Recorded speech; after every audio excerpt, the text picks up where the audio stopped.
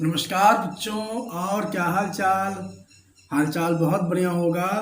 Class 12th वालों, आपका हार्दिक अभिनंदन और स्वागत है।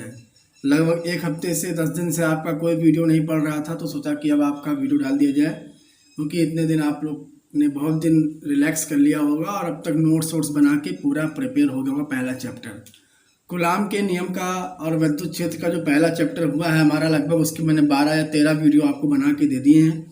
तो उसको अपना आप देख के नोट्स वोट्स बना लीजिएगा, और लगभग लोगों ने नोट्स अब तक बना लिया होगा। तो आज हम लोग चलते हैं दूसरे चैप्टर की तरफ। और आज आपका चैप्टर जो है वो हमारा है विद्युत फ्लक्स और गॉस की प्रमेय। चैप्टर हमारा क्या है? इलेक्ट्रिक फ्लक्स हमारे पास चैप्टर है।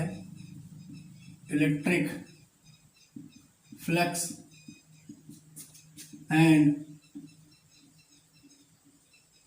गॉसेस थ्योरम, वैद्युत फ्लक्स और गॉस की प्रमेय। ये चैप्टर बहुत इंपॉर्टेंट चैप्टर हमारे पास है। और ये मान लीजिए कि इस चैप्टर से कम 5 नंबर का आपके एग्जाम में आ सकता है, कम से कम 5 नंबर का। इस साल वैद्युत फ्लक्स वाले चैप्टर से लगभग 2 न्यूमेरिकल आए थे, काफ़ी अच्छे न्यूमेरिकल थे। इस चैप्टर से 2 चीज़ ज़्यादा पूछता है, डेरिवेशन और न्यूमेरिकल। इसमें थ्योरी के नाम पे कुछ नहीं है, थ्योरी के नाम पे बहुत छोटी छोटी चीज़ें हैं जो आप अभी समझ जाएंगे। बाकी इस चैप्टर का पूरा इंपॉर्टेंट होता है हमारा ये चैप्टर पूरा मैथमेटिकल से रिलेटेड है, पूरा चैप्टर मैथमेटिक्स से रिलेटेड है, तो इसलिए थोड़ा सा आप इसको समझिएगा। तो हम लोग स्टार्ट करते हैं इस चैप्टर को, electric flux and Gauss's theorem को। तो चैप्टर स्टार्ट करने से पहले इसमें कुछ चीज़ें हैं वो आप जान लीजिए। सबसे पहली बेटा हमारे पास जो चीज़ है वो हमारे पास है क्षेत्रफल वेक्टर। क्या है? Area vector. अभी कुछ सेकंड्स के बाद आपकी स्क्रीन पे एक डायग्राम आएगा एरिया वेक्टर का, उसको आप देखिएगा। अब एरिया वेक्टर क्या होता है? देखो, वेक्टर आपको मालूम हो कि एक ऐसी राशि होती है वेक्टर जिसमें मैग्नीट्यूड के साथ साथ डायरेक्शन भी होती है। और एरिया तो आपको स्केलर बताया गया है, अदिश बताया गया है। लेकिन ठीक है, अगर हम लोग बात करें क्षेत्रफल वेक्टर की तो ये थोड़ा सा अलग होता है। क्षेत्रफल वेक्टर क्या होता है? एक ऐसा क्षेत्रफल जिसकी कोई एक निश्चित दिशा हो, परिमाण के साथ साथ जिसकी कोई बेटा क्या हो, एक निश्चित दिशा हो। और यह दिशा हमेशा कहाँ होती है? बाहर। यह दिशा हमेशा कहाँ होती है? बाहर। आपकी स्क्रीन पे जो डायग्राम शो होकर आ रहा है उसको आप देख पा रहे होंगे कि उसमें कुछ इस तरह से एक सरफेस बनी होगी, ए बनी नहीं है, बनी है। देखिए, इस पर पूरी सरफेस ए बनी होगी और उस पर एक ऐसे परपेंडिकुलर डायरेक्शन पे ऐसे आपका ये एन बन के आ रहा होगा, और ये एन और ऊपर आपका आ रहा होगा ए वेक्टर इनटू में एन कैप। तो ये आखिरकार क्या है? ये जो हमारी है, ये हमारी इस क्षेत्रफल वेक्टर की डायरेक्शन है। यानी किसी भी क्षेत्रफल वेक्टर की जो डायरेक्शन होती है वो हमेशा कहाँ होती है? सर्वत्र बाहर की तरफ होती है। तो इस तरह से आपकी स्क्रीन पर शो किया आ रहा होगा ए वेक्टर बराबर ए इंटू एन कैप। यानी कि अब अगर आपसे कोई पूछता है कि क्षेत्रफल वेक्टर का फॉर्मूला क्या होता है, तो आप क्या बताओगे? ए वेक्टर बराबर ए इंटू एन कैप, जहाँ पे ए क्या है? इस क्षेत्रफल का परिमाण है, मतलब 4 वर्ग मीटर या 2 वर्ग मीटर या 6 वर्ग मीटर जो भी हो। और एन कैप क्या है? उसकी दिशा है। तो ये चीज आप लोग अब तक समझ गए होंगे कि क्षेत्रफल वेक्टर क्या होता है। यानी प्रत्येक क्षेत्रफल की जब एक अपनी दिशा हो जाती है तो वो हमारा बन जाता है क्षेत्रफल वेक्टर। कोई दिक्कत? और क्षेत्रफल वेक्टर की दिशा कहाँ होती है? अभिलंबवत बाहर की तरफ। कहाँ होती है बेटा? अभिलंबवत बाहर की तरफ होती है। उसको आप नोट कर लीजिएगा। तो क्षेत्रफल वेक्टर का फॉर्मूला क्या होता है? ए वेक्टर बराबर ए इंटू एन कैप। है क्लियर? कोई दिक्कत? एन कैप क्या है? तो एन कैप आपका होता है डायरेक्शन वेक्टर, ये दिशा को बताता है। हमारा ये हो गया क्षेत्रफल वेक्टर। तो इसको आप ध्यान रखेंगे ना। अब हमारे पास जो दूसरा कॉन्सेप्ट है वो हमारा है होता है घन कोण। क्या होता है बेटा? घन कोण, सॉलिड एंगल। सॉलिड एंगल बेटा ये भी काफ़ी इंपॉर्टेंट चीज़ होती है कि घन कोण क्या होता है। जरा इस पर हम लोग चर्चा कर लेते हैं। हालांकि 11th में मैंने आपको इसके बारे में थोड़ा बहुत बताया था, आपके दिमाग में वो चीज़ें होंगी भी, पर चलिए फिर से इसको बेटा हम लोग याद कर लेते हैं। घन कोण क्या होता है? अच्छा बेटा, घन कोण से पहले भी होता है समतल कोण। क्या होता है? समतल कोण, समतलीय कोण। समतलीय कोण आपने देखा होगा, ऐसे एक सर्किल ले लो, सर्किल और यहाँ सेंटर। तो ये क्या होता है? ये होता है चाप। क्या होता है? चाप। जब वृत्त का चाप वृत्त के केंद्र पर कोण बनाता है, जब वृत्त का चाप, इसे चाप ए बी है ना, तो ये चाप ए बी कहाँ एंगल बना रहा है? ये ओ पे एंगल बना रहा है। तो ये जो चाप ए बी है, जब ये ओ पे बेटा एंगल बनाएगा, जब चाप ए बी आपका ओ पे एंगल बेटा बनाएगा, तो ये हमारा होता है समतलीय कोण। यानी जब कोई चाप वृत्त के केंद्र पर कोण बनाता है तो हमारा होता है समतलीय कोण। लेकिन घन कोण क्या होता है? घनकोण बड़ा आसान होता है। क्या होता है कि जब कोई गोलीय सतह केंद्र पर कोण बनाती है, जब कोई गोलीय सतह कहाँ बनाती है, केंद्र पर कोण बनाती है, तो वो हमारा होता है घनकोण। आपके डायग्राम देखो, स्क्रीन पे डायग्राम आपके सामने शो हो रहा होगा। इस तरह से गोला पूरा बना है, बना नहीं बना है, और ये सेंटर है, और इसके बाद में ये डायरेक्शन आर होगी, सॉरी ये डिस्टेंस आर होगी, फिर यहाँ पे आपका बन रहा होगा ऐसे करके को एरो करके, ये आपका एक अल्प क्षेत्रफल ये होगा ना। तो ये जो हमारा होता है, ये हमारा होता है घनकोण। तो घनकोण को हम लोग किससे दिखाते हैं, ओमेगा से दिखाते हैं। इसका फॉर्मूला क्या होता है, a/r²। तो पहले तो एक नॉर्मल सी डेफिनेशन क्या बताएंगे कि किसी गोलीय क्षेत्रफल के द्वारा, रटना नहीं बेटा, बहुत इजी से, किसी गोलीय क्षेत्रफल के द्वारा गोले के केंद्र पर, किसी गोलीय क्षेत्रफल के द्वारा गोले के केंद्र पर बनने वाले कोण को क्या बोलते हैं, घन कोण। इसे ओमेगा से प्रकट करते हैं, इसे ओमेगा से प्रकट करते हैं। फिर मेरे बच्चे सुन लो, अब इसकी डेफिनेशन मैं इस फॉर्मूले के हिसाब से बता रहा हूँ आपको।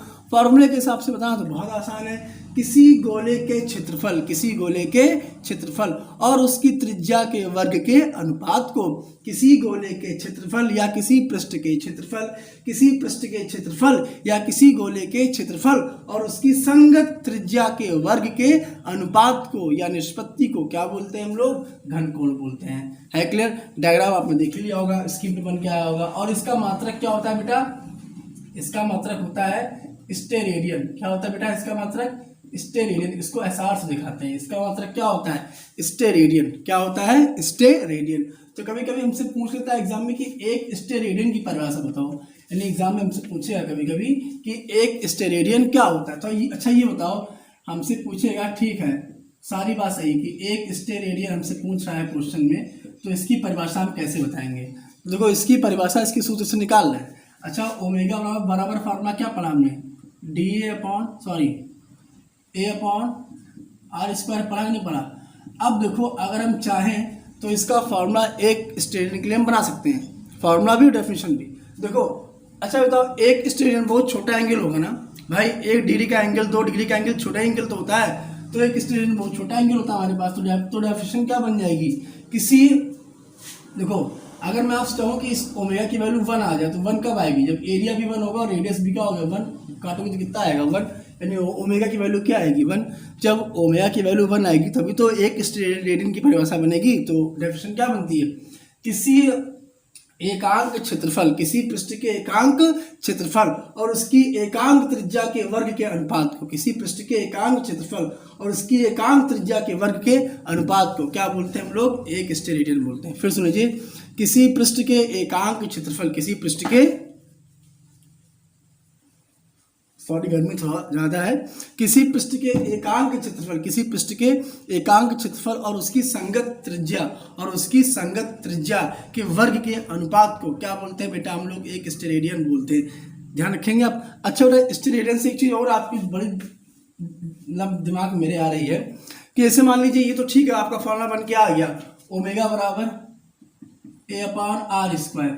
लेकिन अगर हम लोग यही एंगल हम लोग पर्टिकुलर किसी ऑब्जेक्ट के लिए निकालें, जैसे मान लो अगर आपसे पूछे कि किसी गोले के लिए स्टेरेडियन, मतलब किसी गोले के लिए घनकोण क्या बनेगा, तो ये बताओ। अच्छा, गोले का क्षेत्रफल क्या होता है, गोले का क्षेत्रफल 4πr² होता है और रेडियस इसकी r मान लो आप। अब हम सारी वैल्यू यहाँ पुट करो, तो 4πr² और अपॉन में आ गया r² से क्या होगा, कैंसिल, तो ओमेगा बराबर यहाँ से क्या आ गया, 4π आ गया, नहीं आ गया। तो दिमाग में रखिएगा, किसी भी गोले के लिए उसके सेंटर पे बनने वाला घनकोण कितना होता है, 4π। किसी भी गोले के लिए उसके सेंटर पे बनने वाला घनकोण कितना होता है, 4π होता है क्लियर। अब इसकी जो सबसे इंपॉर्टेंट बात है इस घनकोण की, वो क्या है, जरा आप उसको समझ लीजिए, 1 मिनट। हाँ, घनकोण की जो इंपॉर्टेंट बात है वो आप समझ लीजिए। मान लीजिए आपके जो, आप इसे मान लीजिए आपका पूरा एरिया ए है और इसका छोटा सा जो भाग होगा हमारा, ये छोटा सा एरिया, इसको क्या बोलेंगे, डीए तो बोलेंगे, एक अल्प एरिया डीए तो बोलेंगे। तो मान लेते हैं अगर बेटा कुछ देर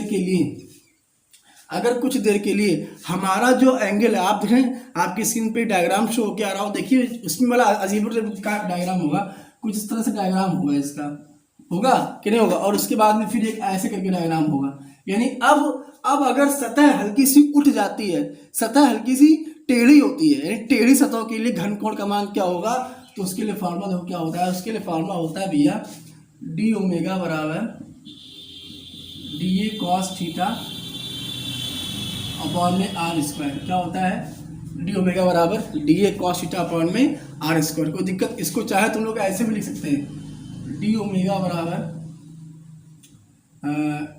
D A vector dot N cap upon में आर स्क्वायर, तो भी आपका सही माना जाएगा। है क्लियर, भूल तो नहीं जाएंगे ना भैया, ध्यान रखिएगा। है क्लियर, चाहे ये बोल दे चाहे ये बोल दे, लेकिन ये फॉर्मूला कब बोलेंगे, जब अल्प कोण, जब हमारा जो घनकोण होगा वो सतह पर तो बनेगा, लेकिन हल्की सी सतह हमारी क्या हो, टेढ़ी हो, तिरछी हो, तो उस स्थिति में जो घनकोण बनेगा वो डी ओमेगा बराबर D A cos theta upon R square. ये सारे फॉर्मूले आपको याद रखने, यूज करने हैं इसके। है क्लियर, कोई दिक्कत, ये आपके हो गए दो टॉपिक। ठीक, अब तक की डायग्राम्स में जो भी डायग्राम आपकी स्क्रीन पे मिले हुए हैं, अब तक की स्क्रीन पे जो डायग्राम्स आपके आए हुए हैं, इसको आप बना अवश्य लीजिएगा, बना के कॉपी में, और इसकी डेफिनेशन आप नोट कर लीजिएगा। ठीक, अब इस चैप्टर की ये तो थी बेसिक चीजें। बेसिक चीजों में आपने क्या क्या सीखा, क्षेत्रफल वेक्टर सीखा, क्षेत्रफल वेक्टर का फॉर्मूला सीखा, घन कोण सीखा, घन कोण की आपने डेफिनेशन सीखी, घन कोण का आपने फॉर्मूला सीखा। है क्लियर, कोई दिक्कत, कोई समस्या। और इसके बाद आपने क्या सीखा कि किसी पर्टिकुलर गोले के सेंटर पे कितना घनकोण बनता है, ये आपने सीखा। और एक घनकोण का विशेष फार्मूला, जो हमारा फार्मूला क्या आएगा, D A cos theta upon में आर स्क्वायर। ये फार्मूला बहुत इंपॉर्टेंट है, इसको दिमाग में रखिएगा आप लोग। अब हम चलते हैं आज के नए टॉपिक की तरफ, और टॉपिक हमारा क्या है, इलेक्ट्रिक फ्लक्स। इलेक्ट्रिक फ्लक्स, अब इलेक्ट्रिक फ्लक्स के लिए भी मैंने एक डायग्राम अभी आपकी स्क्रीन पर शो कर दिएगा, थोड़ी देर बाद एक स्क्रीन पर डायग्राम आएगा, 10-5 सेकंड बाद, उसको देखिएगा। फिलहाल अभी सुनिए क्या होता है। अच्छा, इलेक्ट्रिक फ्लक्स है क्या, पता है आपको? इलेक्ट्रिक फ्लक्स कुछ नहीं है, ये वैद्युत क्षेत्र का गुण होता है। इलेक्ट्रिक फ्लक्स क्या होता है, वैद्युत फ्लक्स क्या होता है, वैद्युत क्षेत्र का एक गुण होता है। ठीक है, अच्छा, वैद्युत क्षेत्र का गुण होता है। ठीक है, वैद्युत क्षेत्र कैसे बनता है, वैद्युत बल रेखाओं से बनता है। तो दिमाग में क्या रखेंगे, किसी वैद्युत क्षेत्र में किसी काल्पनिक पृष्ठ पर, किसी वैद्युत क्षेत्र में किसी काल्पनिक पृष्ठ पर, देखिए डायग्राम आपके सामने शो हो रहा होगा, उसमें आप देख रहे किसी काल्पनिक पृष्ठ के, भाई वैद्युत क्षेत्र में कोई काल्पनिक पृष्ठ रखा हुआ है, कोई काल्पनिक पृष्ठ आप इमेजिन कर लो अपनी तरफ से, तो उस काल्पनिक पृष्ठ से गुजरने वाले वैद्युत बल रेखाओं की संख्या को, इस मान लो ये आपका काल्पनिक पृष्ठ है, अब इससे लगातार वैद्युत बल रेखाएं गुजर रही हैं, तो इनकी जो संख्या होती है 10, 20, 50, 100, 200 जो संख्या होती है, ये जो इनकी जो नंबर ऑफ लाइन्स होती है, यही हमारी क्या होती है, वैद्युत फ्लक्स होती है। फिर सुन लीजिए, वैद्युत क्षेत्र में रखे किसी काल्पनिक पृष्ठ से, वैद्युत क्षेत्र में रखे किसी काल्पनिक पृष्ठ से होकर गुजरने वाली वैद्युत बल रेखाओं की संख्या को, वैद्युत बल रेखाओं की संख्या को क्या बोलते हैं हम लोग, वैद्युत फ्लक्स बोलते हैं। भैया इसको हम लोग रिप्रेजेंट करते हैं फाई से। किससे रिप्रेजेंट करते हैं, फाई से। उसका फॉर्मूला क्या होता है, फाई बराबर ए इंटू ए। क्या होता है भैया, फाई बराबर ए इंटू ए होता है, दिमाग में रखिएगा। इसका फॉर्मूला क्या होता है, फाई बराबर ए इंटू ए होता है। कोई दिक्कत, फिर समझिए, किसी वैद्युत क्षेत्र में रखे किसी काल्पनिक पृष्ठ से, किसी वैद्युत क्षेत्र में रखे किसी काल्पनिक पृष्ठ से होकर गुजरने वाली वैद्युत बल रेखाओं की संख्या को, वैद्युत बल रेखाओं की संख्या को क्या बोलते हैं हम लोग, वैद्युत फ्लक्स बोलते हैं। इसे फाई से प्रकट करते हैं, फाई ई कहीं ऐसे लिखा होता है, इसे फाई से प्रकट करते हैं। फॉर्मूला क्या होता है, फाई बराबर ए इंटू ए। आपकी स्क्रीन पे जो डायग्राम आया हुआ है उसको आप बना के पूरा कॉपी कर लीजिएगा। अब देखिएगा डायग्राम में, इसमें कहीं छोटे से इस एरिया की बात करूँगा, यानी मान लीजिए पूरे पृष्ठ से ना देखकर हम इस पृष्ठ के छोटे से भाग से अगर वैद्युत फ्लक्स निकालें तो फॉर्मूला हमारा क्या बनता है, तो फॉर्मूला बनता है डी फाई बराबर ई इंटू डी ए। क्या बनता है, डी फाई बराबर क्या बनता है हमारा, ई इंटू डी ए बनता है। इसको आप सब दिमाग में रखेंगे, सब नोट्स पे आता चलना भाई, नोट्स नहीं बनाओगे तो चैप्टर उठ जाएगा पूरा। है क्लियर? तो इस प्रकार से ये था आपका वैद्युत फ्लक्स। अब जरा इसकी भी कुछ चीज़ें देखिए ध्यान से। वैद्युत फ्लक्स का फॉर्मूला कहेंगे, आपको ऐसे भी लिखा मिल सकता है इस तरह से, फाई ई बराबर surface integral E into D A. बेटा घबराएंगे नहीं, कहेंगे फॉर्मूला आपको इस तरह से लिखा मिल सकता है, फाई बराबर सरफेस इंटीग्रल, ऊपर वेक्टर लगा होगा, ये वेक्टर लगा होगा, इस तरह से भी फॉर्मूला हमारा वैद्युत फ्लक्स का होता है। इसे जो बोलते हैं, ये जो आपको देख रहे हो ना, ये जो आप देख रहे हो, ये इसको बोलते हैं हम लोग एरियल इंटीग्रेशन। क्या बोलते हैं इसको, एरियल इंटीग्रेशन, रेखीय सॉरी पृष्ठीय समाकलन, क्या बोलते हैं इसको, पृष्ठीय समाकलन। इसका मतलब क्या होता है कि इसमें केवल पृष्ठ का ही समाकलन होगा, मतलब केवल डीए का समाकलन होगा। ई चुपचाप कहाँ आ जाएगा, हमारा बाहर आ जाएगा। तो ये सारे फॉर्मूले आपको दिमाग में रखने हैं। अगर आप ये फॉर्मूले दिमाग में रखते हैं तो इस प्रकार से आपका चैप्टर पूरा ये बड़ा ही ईजी हो जाएगा। तो वैद्युत फ्लक्स का फॉर्मूला क्या हो गया, फाई बराबर रेखीय समाकलन ई इंटू डी ए। इसका मतलब होता है कि इस ए का मतलब होता है कि आपने समाकलन किया तो है, लेकिन केवल किसका किसका किया है, एरिया का ही समाकलन किया है। तो कोई दिक्कत, चलिए अच्छा भैया हटाए इसको। एक फॉर्मूला और है, इसका नोट कर लो, आवश्यकता पड़ती है। इलेक्ट्रिक फ्लक्स के 2-3 फॉर्मूले हैं, बस उनके रूप अलग अलग हो गए हैं, ठीक है। तो फाई बराबर हमारा क्या होता है, फॉर्मूला होता है फाई बराबर ई इंटू ए इंटू कॉस थीटा, है क्लियर। अब इसमें भी जाए, इसमें भी 2-3 चीज़ें स्पेशल बनती हैं, जरा उसको समझते हैं। स्पेशल क्या बनता है, नंबर 1, अगर बेटा हम लोग एंगल ले लेते हैं 0, क्या ले लेते हैं, एंगल 0, यानी कि जो काल्पनिक पृष्ठ रखा है उसी के समांतर अगर विद्युत बल रेखाएं गुजर रही हैं तो हमारा फाई हमारा मैक्सिमम होता है, और वो कितना होता है, ई इंटू ए होता है।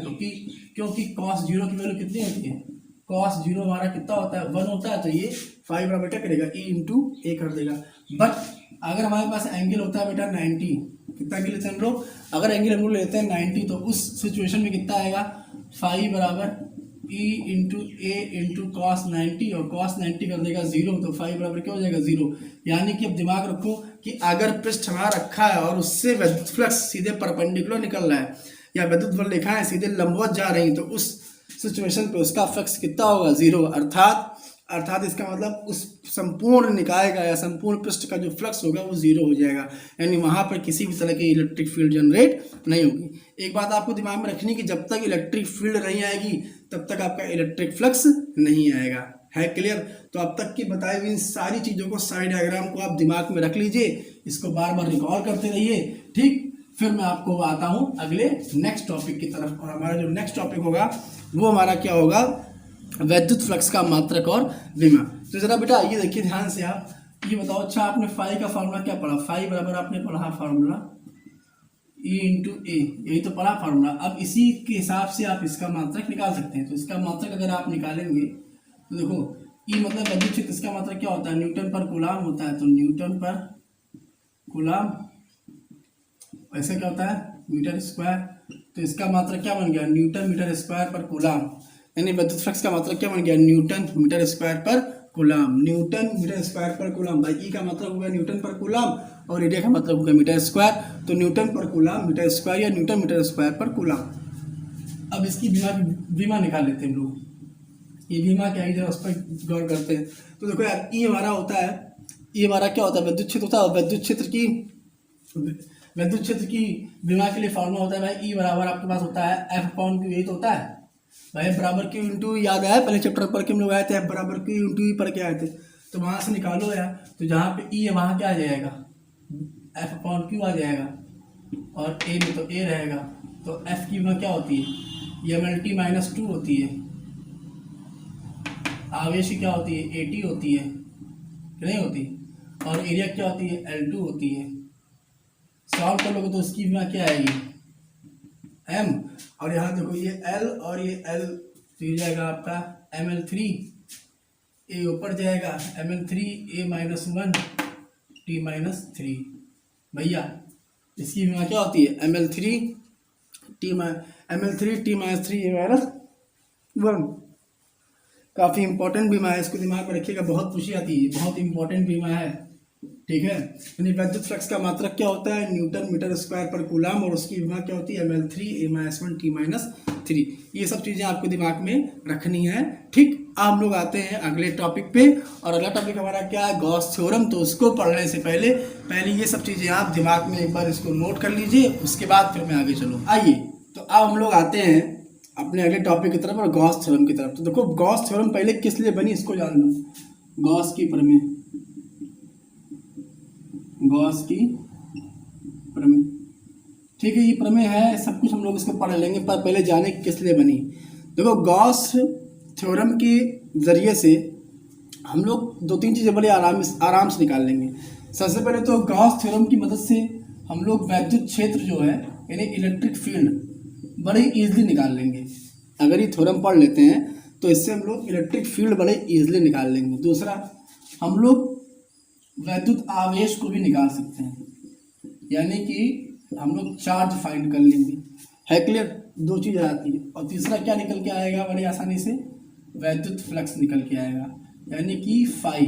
यानी कि इस थ्योरम की हेल्प से हम लोग तीन चीज़ बड़ी आसानी से निकाल लेंगे। और वो क्या निकाल लेंगे? वैद्युत क्षेत्र E, वैद्युत आवेश Q और वैद्युत फ्लक्स Q। है क्लियर? अब हम लोग चलते हैं इस थ्योरम की तरफ। तो थ्योरम का स्टेटमेंट क्या है? देखो, प्रमेय का मतलब होता है कि प्रमेय की जो लैंग्वेज है उसमें आप चेंज ना करें। आप उसको प्रूव कैसे करते हो, डायग्राम कैसे बनाते हो, वो अलग बात है, लेकिन थ्योरम की स्टेटमेंट जैसी बुक में लिखी होती है वैसी ही बोलनी होती है। और इस समय आपकी स्क्रीन पर देखो थ्योरम लिख के आ रही होगी।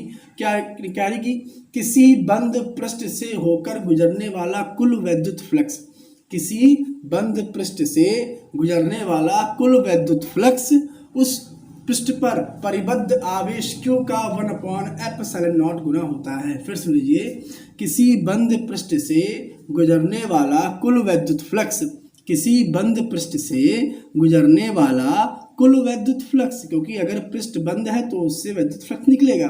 तो किसी बंद पृष्ठ से गुजरने वाला कुल वैद्युत फ्लक्स फाई ई, वैद्युत फ्लक्स को फाई बोलते हैं ना लोग, वैद्युत फ्लक्स फाई ई। फाई क्या होता है भैया?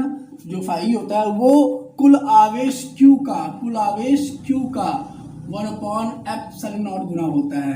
यानी कि थ्योरम क्या थी? गॉस थ्योरम क्या थी? फिर सुन लीजिए, किसी बंद पृष्ठ से गुजरने वाला कुल वैद्युत फ्लक्स फाई ई, किसी बंद पृष्ठ से गुजरने वाला कुल वैद्युत फ्लक्स फाई ई उस पृष्ठ पर संचित आवेश Q का, उस पृष्ठ पर संचित आवेश Q का 1/ε0 गुना होता है। क्या होता है? 1/ε0 गुना होता है। इसको सॉल्व करोगे तो क्या आएगा? देखो, फाई बराबर Q ऐसे का मतलब मल्टीप्लाई हो, ये 1/ε0, तो सॉल्व करोगे तो फाइनली यहाँ से क्या आएगा? फाई बराबर Q/ε0। यही होती है गॉस की प्रमेय। एक डायग्राम भी देखो आपकी स्क्रीन पे बन के आ रहा होगा। ठीक है, ये डायग्राम पर हम लोग अगली क्लास पे चर्चा ज़्यादा करेंगे। फिलहाल इसकी स्टेटमेंट को फिर से एक बार रीड करते हैं। किसी बंद पृष्ठ से होकर गुजरने वाला कुल वैद्युत फ्लक्स फाई ई, किसी बंद पृष्ठ से होकर गुजरने वाला कुल वैद्युत फ्लक्स फाई ई उस पृष्ठ पर संचित या उस पृष्ठ पर रखे कुल आवेश Q का, कुल आवेश Q का 1/ε0 गुना होता है। आपसे भी पूछे कि एक लाइन में बताओ गॉस थ्योरम क्या होती है, तो आप क्या बताओगे कि भैया कुल आवेश का 1/ε0 गुना बराबर वैद्युत फ्लक्स। क्या? कुल आवेश का 1/ε0 गुना बराबर वैद्युत फ्लक्स। फिर सुन लो, कुल आवेश Q का 1/ε0 गुना जो होता है वही हमारा क्या होता है? वैद्युत फ्लक्स होता है क्लियर? तो भैया इस पूरे चैप्टर में आगे अब यही चीज़ें चलनी है, गॉस थ्योरम। तो भैया इसको हम लोग अगली क्लास से फिर कैरी करेंगे। उम्मीद करते हैं कि आज की बताई हुई बेसिक बातें आपको 15-20 मिनट के वीडियो में अच्छी समझ में आ गई होंगी। इसको आप लिख कर नोट्स बना लीजिएगा। फिर अगली क्लास से हम लोग अगली क्लास में हम लोग इस थ्योरम को प्रूफ करेंगे, इससे जुड़ी हुई चीज़ें आगे समझेंगे। तब तक के लिए नमस्कार, धन्यवाद, बाय बाय, टेक।